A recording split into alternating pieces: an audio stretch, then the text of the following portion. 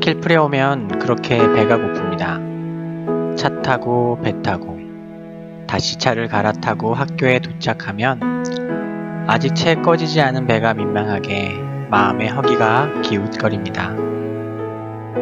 여기 오면 못 먹어 굶는 것도 아닌데, 아니 오히려 식판에 가득 담아주는 밥, 하루에 두세 번은 가져다 주는 설탕 가득 넣은 짜이, 그리고 꼭 한 번씩은 같이 먹을 과자도 가져다 주는데 말이죠. 처음에는 그저 오늘 내가 당이 좀 부족한가 했는데 그게 아니더군요. 학교에 도착해서 자리에 앉는 순간부터 허기가 올라옵니다. 파트나 우리 집, 자문화 컴플렉스에서 먹을 수 있는 음식들, 차 타고 조금만 가면 갈 수 있는 9to9 마켓에서 살 수 있는 과자와 음료수들, 여기에선 닿을 수 없는 음식들이 각기 나의 미각의 어느 한 부분을 차지하고는 마구 소리 지르는 것 같습니다. 허기짐, 목마름, 그리고 그리움. 그저 잠시 닿을 수 없다는 이유로 화장실 간 엄마를 찾아 서럽게 우는 루아처럼 내 마음이 그렇게 울어 퍼댑니다. 사람의 마음이란 이 얼마나 간사하고 연약한 것인지 뒷머리가 찡하게 울릴 만큼 설탕을 넣은 짜이를 마시면서도 쓴 입맛을 다실 뿐입니다. 1박 2일이 지나고 다시 파트너를 간다고 이런 갈증이 해갈되는 것은 아닙니다. 파트너에서는 신정동 제이월드 아파트와 목동 주위에 꿰차고 있는 맛집들의 목이 마릅니다. 아삭하고 얼큰하고 시원하고 쫄깃한 맛들. 하지만 분명한 건 설령 목동으로 간다 해도 허기짐이나 목마름 그리고 그리움 같은 것들이 없어지는 것은 아닙니다. 이미 몇 번 한국을 돌아가 봐서 알죠. 사실 이 모든 결핍과 상실, 허기짐의 뿌리가 하나님이심임을 알고 내가 가야 할 본향에서 누려야 할 만찬을 향한 갈망임을 알기 때문입니다. 아킬풀에 있는 1박 2일 저는 목마르고 다시 목동에 방문하기까지 1년이 허기지고 이 땅을 사는 70에서 80년 세월이 그리움으로 채워집니다. 점심시간 종이 울렸습니다. 아이들이 저마다 도시락통을 들고 바쁘게 달려갑니다. 오늘도 이렇게 또 한 끼니 해결하고 열심히 살면 내 주님 계신 그곳을 향한 한 걸음 더 걸어간 기분일 것입니다. 나중에 다 지나고 나면 이것도 다 추억이 되겠지요. 안녕하세요. 인도 현지에서 여러분에게 성경을 읽어드리는 백환승 목사입니다. 안녕하십니까. 한 주간 잘 지내셨습니까? 저희도 잘 지내고 있습니다. 지난주 한 주를 건너뛰고 또 2주 만에 여러분에게 인사드립니다. 시험 기간입니다. 제가 한국어 교원 자격증 시험을 준비하고 있고요. 그러니까 한 2년 동안 4학기 동안 학기당 4과목 정도 수업을 들으면 지금 저는 이제 교원 양성 과정을 이수한 자격으로 학교를 세종학교에서 가르치고 있고요. 이게 조금 지나면 이제 정식 교원 자격증을 요구한다고 해요. 그래서 시험을 보는 방법도 있지만 또 공부를 하는 것도 하나의 방법인 것 같아서요. 2년 동안 한 학기에 그 4학기 동안 4과목씩 들어야 합니다. 그래서 이렇게 보니까 일주일에 과목당 이렇게 수업이 2번씩 있어요. 2강씩. 그래서 한 8번 정도 강의를 듣고 퀴즈를 풀고 그 다음에 이제 토론에 참여해서 토론에 글을 달고 그리고 이제 지금 이제 쉽게 얘기하는 게 중간고사 기간입니다. 그래서 이제 중간고사 기간이면 이제 기억나시죠? 페이퍼 쓰고 이제 레포트라고 하죠. 레포트 쓰고 그 4과목 듣고 있으니까 4개를 써야 됩니다. 4개를 쓰고 미뤄뒀던 그 토론 참석하고 그 다음에 이제 시험을 봐야 하죠. 네, 그래서 이번 주에 시험 있고요. 한동안 이제 열심히 공부하고 있습니다. 그래도 다행입니다. 아직 제가 많이 젊어서요. 아직 많이 젊어서 공부하는 것도 사실은 짬짬이하고 강의도 열심히 들으려고 하지만 또 이게 그렇게 되지가 않습니다. 저희가 뭐 출근도 없고 퇴근도 없기 때문에 강의 듣다가도 뭐 이렇게 카톡 하면서 뭐 일 넘어오면 강의 한쪽에 틀어놓고 일하면서 또 뭐 이렇게 되잖아요. 근데 참 재밌는 건 시험 기간을 앞두고 어떻게 이제 페이스북에서 글을 봤는데 김요한 목사님이라고 이제 출판사도 하시고 좋은 글도 많이 올리시는 이제 목사님인데 그분의 글을 우연히 읽었는데 그런 내용이 나오더라고요. 이제 강의 사역하면서 또 출판사까지 하면서 한 근 10년간 정확하게 기억이 나지 않습니다.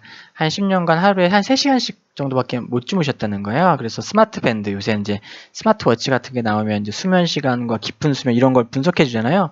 그래갖고 뭐 어제 저녁에 43분을 깊은 잠을 잤고 3시간을 잤는데 43분을 잤다. 뭐 이런 내용들을 보면서 다시 한번 되게 도전되고 막 그랬어요. 나는 이게 왜 안 될까? 근데 참 사람이 재밌죠. 이제 시험 기간이 닥쳐왔잖아요. 과제도 내야 되고, 과제를 뭐 그냥 그래도 A4 몇 장씩을 다 써내야 되는 거고, 참고 문헌을 넣어야 되고, 뭐 각주를 해야 되고 이런 상황이니까 또 이제 그쵸. 뭐 내용을 모르고 쓸 수는 없으니까요. 그래서 어떤 절대적인 그래도 한 과목당 또 시험 공부와 이런 거 절대적인 시간을 투자해야 되는데 그러려면 잠을 줄이는 수밖에 없지 않겠습니까? 그래갖고 할 수 있을까 이런 생각 겁을 좀 먹었다가 또 그 페이스북의 내용을 보고 또 시험에 닥쳐서 해야 될 것들이 막 기다리고 있으니까 또 그렇게 하고 있습니다. 그리고 참 신기합니다. 이거 시험 끝나면은 언어 공부도 힌디 공부도 이렇게 좀 잠을 줄여서 해야 하지 않을까. 근데 그때쯤 되면 또 시험 끝나서 힘들어 막 이러면서 또 그렇게 하지 않을까 그런 생각을 합니다. 그래도 감사한 건 그래도 하니까 하잖아 약간 이런 생각으로 열심히 공부하고 있고요. 또 이렇게 잘 배우면 또 이제 학교에서도 이제 아이들 한국어 가르치기 시작했는데 잘 할 수 있지 않을까, 더 좋은 교사가 될 수 있지 않을까 하는 생각을 합니다. 네, 지금 가끔씩은 이제 수업하다가 또 설교 준비하고 성경 공부 준비하고 또 이런저런 행정일들 하고 또 낙타섬 들어갔다가 그 와중에 또 인터넷으로 강의 듣고 이러고 있는 모습을 보면서 이게 내가 지금 뭐 하는 건가 하는 생각을 하게 되죠. 하지만 그래, 이렇게 평생 배우는 사람은 사는 게 좋다고 했었지 라는 생각하면서 열심히 하고 있습니다. 네, 다음 주 이번 주죠. 이번 주 시험이 있습니다. 네, 응원해 주시고 열심히 시험 봐서 좋은 결과가 있도록 할 거고요. 이렇게 최소한 2년을 살아야 한다는 생각을 하면서 뭔가 모를 떨림과 두려움도 있고요. 그러면서 또 한편으로는 또 이제 중간고사 보고 나면 앞으로 이렇게 하면 되겠구나 하는 생각 들어서 또 생각보다는 어렵지 않지 않을까 하는 생각을 하게 됩니다. 네, 말씀을 넘어가겠습니다. 사설이 너무 길었죠. 이제 또 시험 공부하고 있다고 또 사설이 길었습니다. 네, 요한복음 18장 28절부터 40절까지의 말씀이고요. 빌라도가 예수님을 만나서 첫 대면하면서 대화하는 이야기. 여기 참 재밌는 장면이에요. 왜 재밌느냐면 유대인들이 빌라도를 이렇게 만나러 갔는데 관청으로 들어가지가 않아요. 관청으로 들어가지 않고 밖에서 막 소란을 피웁니다. 왜냐하면 28절에 나오는데 6월절 잔치에 참여하지 못하게 될 것을 두려워해서 들어가지도 않고 밖에서 호소했다고 해요. 이게 지금 자신의 구원자 메시아로 오신 그분, 율법을 완성하신 그분은 알아보지 못하지만 등잔빛이 어두운 거죠. 혹시라도 작은 어떤 율법의 어떤 것을 어겨서 이제 이방인들이 총독부는 이제 이방인들이 사는 거니까 그들의 입에서는 혹시라도 부정하다고 하는 것들을 만지거나 혹은 그렇게 되지 않을까 하는 두려움 때문에 그런 거죠. 그리고 부정하게 되면 6월절 잔치에 참여하지 못하거든요. 그러면 큰 행사에, 공동체 행사에 참여하게 되지 못하니까 지금 예수를 죽이겠다고 큰 난리를 치고 있는 상황에서도 그런 혹시라도 율법을 어기게 될 가능성이 생기는 것이 싫어서 밖에서 호소하고 있는 약간 뭐랄까요, 약간 희극적인 상황, 그 상황적으로는 좀 웃기기도 하고 좀 당황스럽기도 한 그런 상황입니다. 성경을 자세히 보면 그 이제 머릿속에 이게 화면을 구성해 보면 그렇게 그 장면들이 보이고 그러면 좀 웃기다고 생각합니다. 네, 저는 이제 오늘 제목을 심판자에서 구도자로라고 얘기했는데 그런 상황 가운데서 그런 뭔가 그 율법의 완성신 예수님을 버리기 위해서, 죽이기 위해서 고소하러 왔는데 실제로 그들의 행위는 율법의 아주 작은 것에 이렇게 묶여 있는 그런 희극적인 상황, 그 약간 역설적인 상황이죠. 또 하나의 역설적인 상황은 온 세상과 만물을 창조하신 예수님이 계신데 그분 앞에서, 그러니까 궁극적인 심판자가 예수님이시잖아요. 궁극적인 심판자이신 예수님 앞에서 예수님을 심판하겠다고 빌라도가 이야기를 하고 그러면서 모르겠습니다. 이제 대화의 내용이 성경이 막 구체적으로 나와 있지 않기 때문에 어떻게 이야기가 진행되는지는 모르지만 제 상상의 산물인지는 모르지만 그 대화 가운데 지금 되게 번거롭고 귀찮아하는 빌라도의 태도에서 조금씩 지금 얘기하고 있는 대화하고 있는, 자기가 신문하고 있는 그 예수 앞에서 예수와 이야기하면서 조금씩 약간 상황이 헷갈리는, 내가 심판자라고 생각하고 심판주로서 신문하고 있는데 어느덧 자기는 그럼 진리가 뭡니까? 라고 이렇게 묻고 있게 되는 그런 상황, 그런 뭐랄까 상황이 분위기가 바뀌는 그런 모습도 재밌고요. 영원하신 심판자를 심판하겠다고 서 있는 공무원 7급쯤 될까요? 공무원 빌라도의 모습이 참으로 약간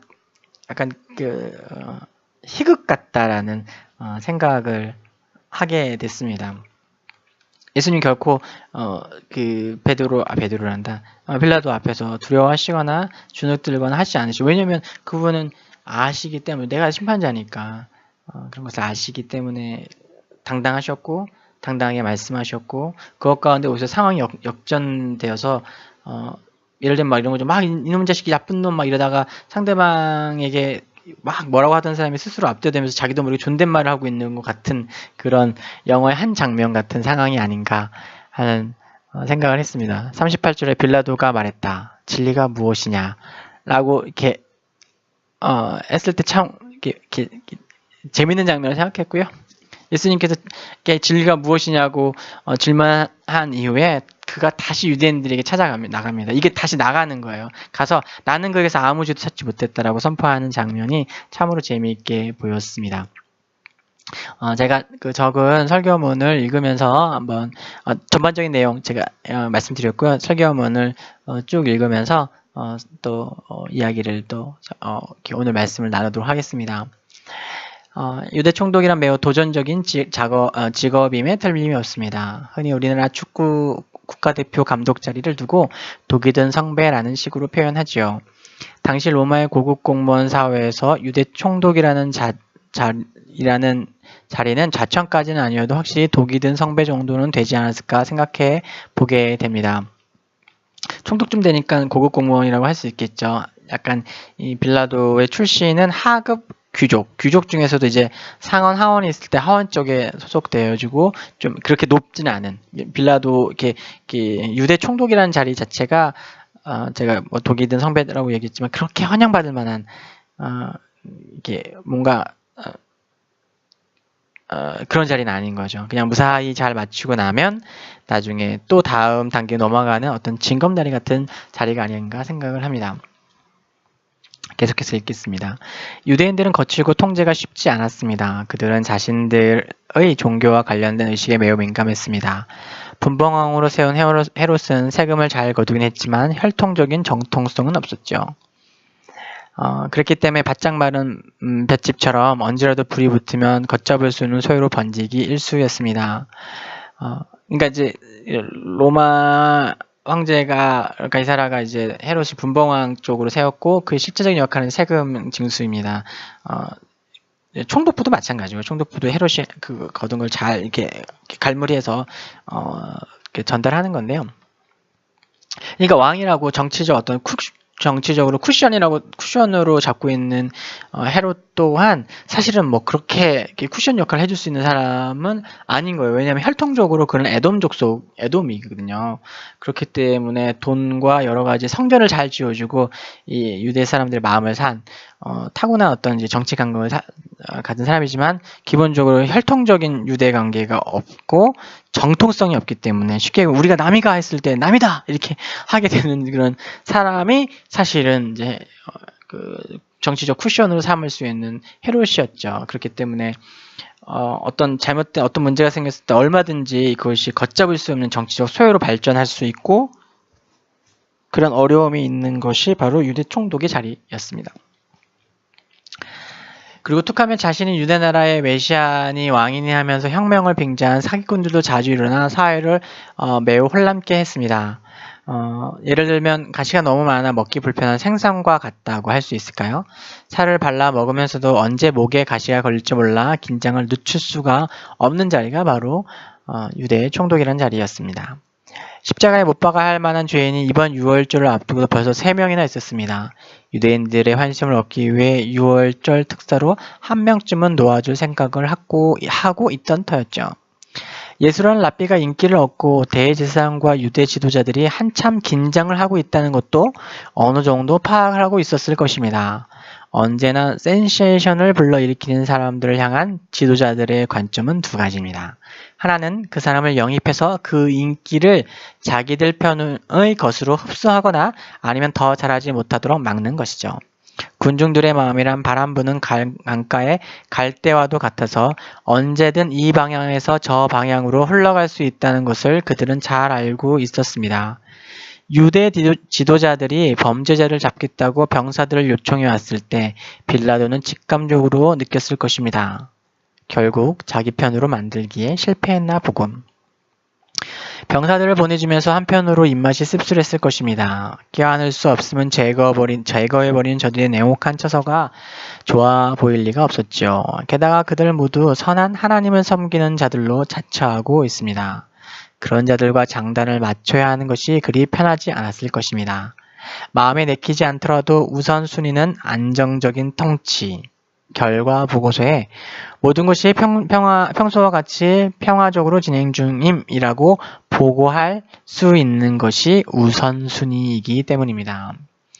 현재 로마 교양청이 보유하고 있다고 알려진 폰티우스 필라투스의 보고서와 같은 문서들을 읽어보면 이게 책으로 출판돼서 있죠. 그래서 이제 예수를 만났던 그 사건과 이것이 하나의 소요 사태이기 때문에 행정적으로 보고가 되어야 했기 때문에 그 보고가 됐다는 문서가 있고 그 원본을 로마 고용청이 갖고 있다고 하고 그 내용은 책으로 출판되어서 있습니다. 소책적으로 많이 봤고요. 이걸 드라마나 연극으로 만드는 경우도 많이 봤었는데요. 아무튼 그런 보고서를 보면 예수를 만난 빌라도의 감정선이 예수님과의 대화가 길어져 갈수록 호감을 넘어서 뭔가 설명하기 어려운 불편한 경외감으로 번져가는 것을 볼 수 있습니다. 당장 눈에 보이기에 이 사람의 생사여탈권이 자신의 손에 달려있는 상황임에도 불구하고 공무원이었기 때문에 권력의 냄새에 민감했던 것인지 자신이 쥐고 있는 쥐푸라기 같은 세상의 권세를 흔들어 보이지만 그 앞에 서 계신 분이 하늘과 땅의 모든 권세를 가지신 분이니 말이죠. 보이지 않는 위화감, 눈에 보이지 않지만 느껴지는 질적으로 다른 권위 앞에 그는 자신도 모르게 심판자의 자리와 구도자의 자리 사이에서 갈팡질팡하게 됩니다. 실제로 우리가 계속 이 장면을 또 읽게 되겠지만 빌라도는 문제를 일으키고 싶지 않다라는 그냥 평화적으로 이렇게 이 사건을 넘기고 싶다는 마음과 그러려면 예수님을 그냥 그래 너 마음대로 해 그럼 죽여달라니까 죽여줄게 이렇게 적당히 타협하는 것이 필요한데 그래서 심판자의 자리에 서는 것이 자기에게 주어진 하나의 피할 수 없는 자리인데 어떻게든 그것을 피하려고 합니다. 왜냐하면 예수님과의 대화를 통해서 이것이 뭐 양심의 문제이기도 하고 그 다음에 이 사람이 갖고 있음에게 느껴지는 어떤 뭐랄까요? 거룩함, 노블함, 뭔가 내가 멋진 옷과 이렇게 뭐랄까 청독이라는 권위를 갖고 있지만 그 앞에서 한없이 작아지는 거. 왠지 이 사람에게 손을 대면 안 될 것 같은 두려움과 위화감을 계속 느낍니다. 또 극적으로는 또 그의 아내가 꿈을 꿨다면서 그 사람에게 잘못된 일을 함부로 하지 마세요라는 이야기도 하게 되는 것을 보죠.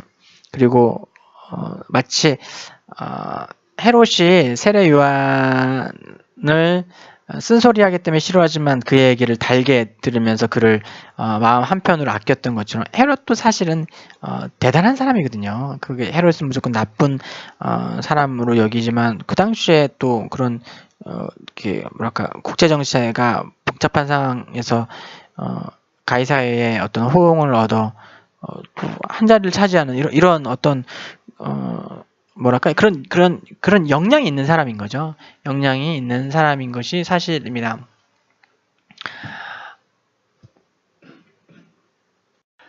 그것처럼 이 빌라도도 이 젊은 나이에 한 30대 중반 뭐 지금 제 나이 정도 됐겠지만 하급 뭐냐 이제 귀족으로서 그래도 한 지역의 총독으로 되고 어떤 출세길의 루트를 하나씩 밟아가는 사람이니까 본능적으로 느껴지는 무언가 이렇게 다름을 경험하고 그것 때문에 그 상황에서 피하고자 그 상황 가운데 그냥 비껴가고자 되게 뭐 제가 이제 공무원을 비하하는 것처럼 들릴 수 있겠지만 뭔가 조직 사회에서 조직 안에서 튀지 않고 그냥 안전하게 가고 싶은 그런 강렬한 열망과 또 자기 내면에 느끼는 그 권위 앞에서 또한 이렇게 무난하게 넘어가고 싶은 이것이 막 충돌하면서 이렇게 뒤섞이는 장면들을 볼 수 있습니다.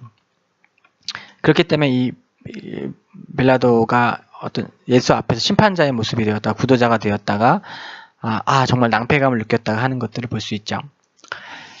그것은 분명 이 땅의 권세를 영원히 소유한 듯이 포효하는 악한 세력의 초조함을 닮은 모습일 것입니다.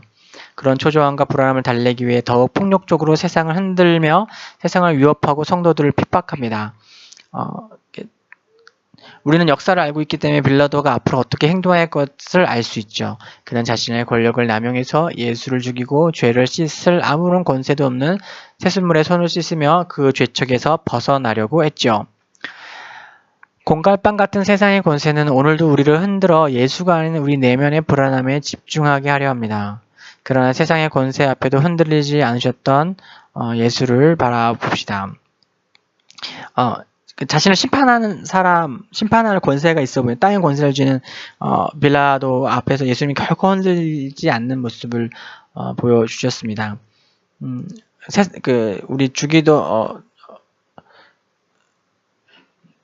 주기도면 아니고 사도신경이죠. 사도신경에도 본디오 빌라도에게 고난을 받으사라는 그런 대절이 있는데요. 거기서 얘기하는 본디오 빌라도는 그 사람 자체를 이야기하는 것이 아니라 세상 권세를 칭합니다. 세상의 권세, 세상의 위협을 이야기하는 건데요. 성도의 삶 가운데서 이렇게 마치 우리를 심판할 수 있는 자격이 있는 것처럼 우리 앞에서 이렇게 위협과 채찍과 어떤 폭언을 이렇게 일삼는 것들이 얼마나 많이 있습니까? 좋은 데 가지 못하면, 좋은 직장을 얻지 못하면, 성공하지 못하면, 돈을 벌지 못하면, 무엇을 하지 못하면, 마치 우리가 영원한 심판을 받는 것처럼 악한 마귀는 우리를 휘두르고 우리를 영원한 심판자이신 예수 그리스도 앞에 이끌어서 그분을 바라보게 하는 것이 아니라 우리 내면의 불안함과 두려움을 직면하게 하고 직면이 아니라 그 두려움에 매몰되게 하고 그런 두려움에 대한 반응으로 우리가 행동하게 만듭니다. 그러나 흔들리지 않는 예수님의 모습, 오히려 그를 심판하겠다고 이야기하는 빌라도가 그 모습 때문에 흔들리며 좌충우돌하는 모습 속에서 저는 이 땅을 살아가는 성도, 그것을 넘어서 나 자신이 이렇게 뭐라고 할까요? 시시때때로 내 마음을 흔들려고 하고 내 마음을 훔치려고 하고 나를 두렵게 하고 염려하게 하고 아프게 하는 현실 앞에 너희들이 결코 나를 심판할 수 없다. 나의 심판자가 되신 분 예수님이다. 라고 좀 말할 수 있게 되는 어떤 용기를 얻게 되는 것 같습니다. 선교지에 나와 있으면 물론 하나님의 은혜로 살겠다고 결정을 했지만 또 다양한 상황들과 여건들에 부딪히게 됩니다. 또 그전에도 여러 번 이야기를 했지만 내가 헌신하고 나왔으니까 하나님께서 남겨진 일들을 내 가족의 일들을 무조건 축복으로 이렇게 편안하게 꼭 해주시는 것들은 아니더라고요. 그런 문제가 있어요. 저에게는 그런 책임이 있기 때문에 연로하신 어머님이 아니 연로까지는 아니지만 나이가 들고 이렇게 옆에서 누가 도와주지 않으면 사회생활이 참 쉽지 않은 어머니가 있고 정신체 2급의 동생이 있고 그렇습니다. 형님도 있지만 제가 느끼는 책임감, 제가 해야 되는 것들 어떤 문제와 어려운 상황이 생긴다는 소식을 들을 때 마치 세상이 나를 심판하는 것 같고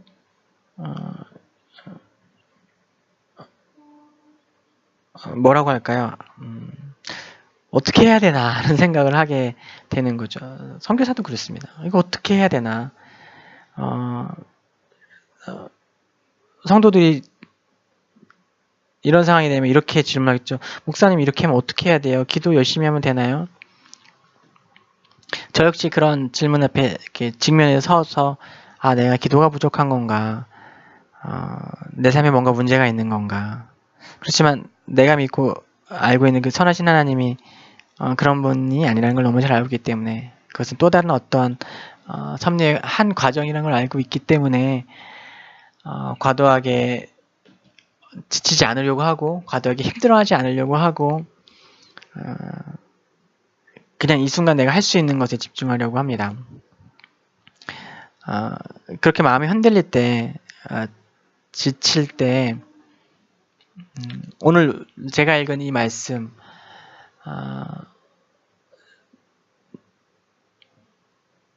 이렇게 심판자 앞에 선 예수님의 모습 그런 흔들리지 않는 모습 오히려 감히 예수님을 심판하겠다고